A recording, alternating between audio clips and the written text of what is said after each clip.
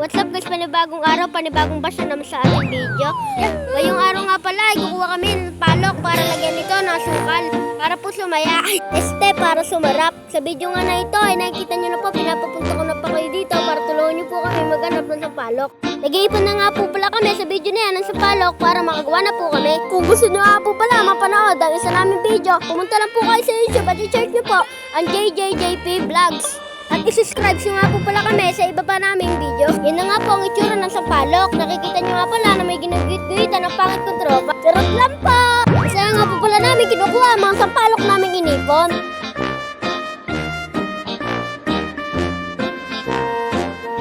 Kita nga po sa video na masaya namin binabalatan ang mga sampalok. At kita po sa video na yan na lahat kami ay nakangiti.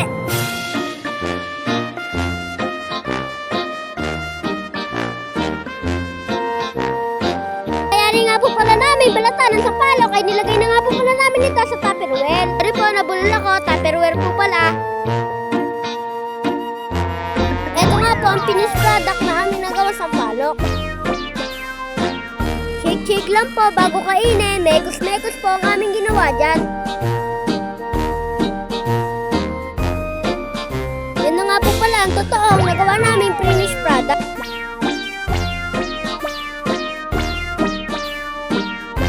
Dahil gawa na nga po pala ang aming mga pinagagawa, ready to eat na. Pansin nyo nga po pala na wala ang isa namin kasama dyan dahil nasa simbahan po. Panoodin nyo nga po pala kung paano kami kumain. Sobrang bait po nga pala ng aming isang kaibigan dahil siya ay palagi nagsisimba.